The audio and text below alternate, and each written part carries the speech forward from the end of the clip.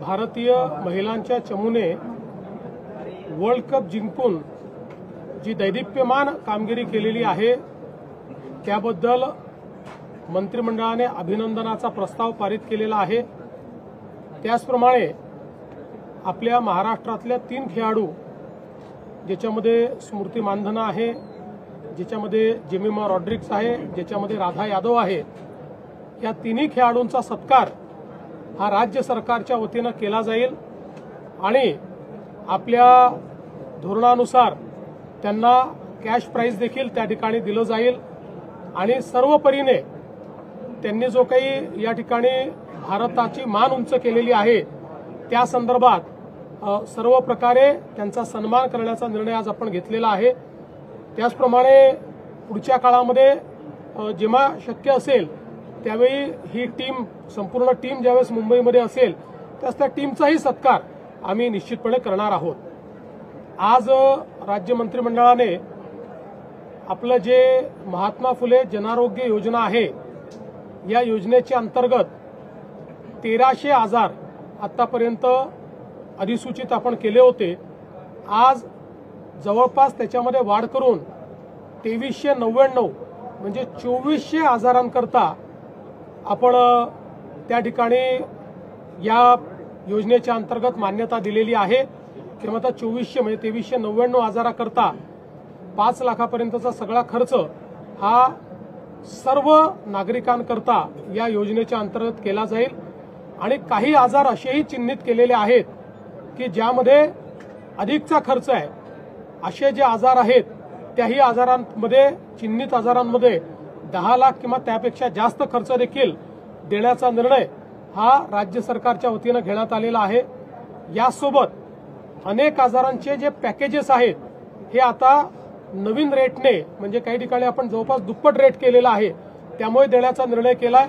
यामुळे हॉस्पिटल्सची मागणी देखील मोठ्या प्रमाणात पूर्ण होणार आहे आणि महाराष्ट्रातल्या गोरगरिबांना पूर्णपणे त्या ठिकाणी मोफत आणि चांगल्या पद्धतीचा उपचार मिळण्याच्या संदर्भातला मार्ग खुला झालेला आहे।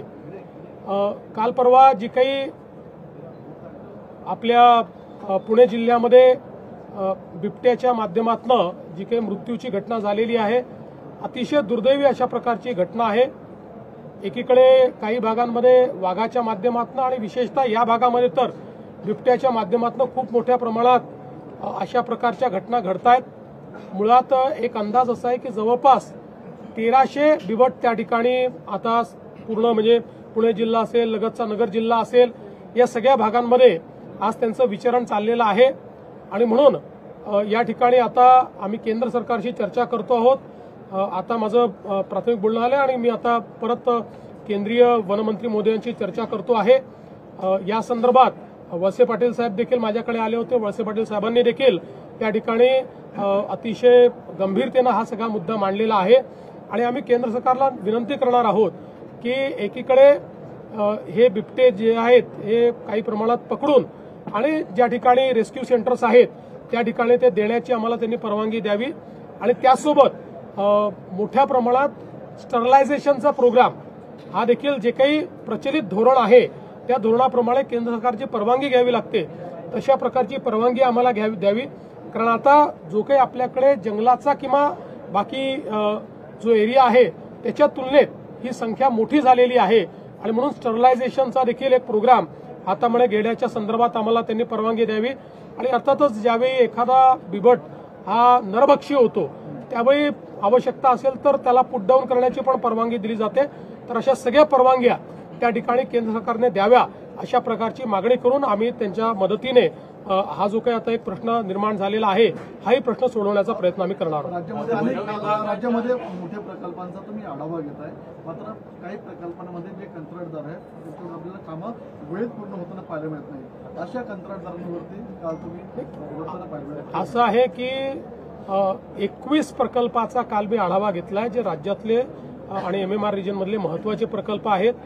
या प्रकल्पांमध्ये जी काही आपण नियोजित तारीख दिलेली आहे कंप्लीशनची त्यापेक्षा जे प्रकल्प आता मागे पडलेले आहेत त्याच्या कंत्राटदारांनी आपण बोलवलं होतं।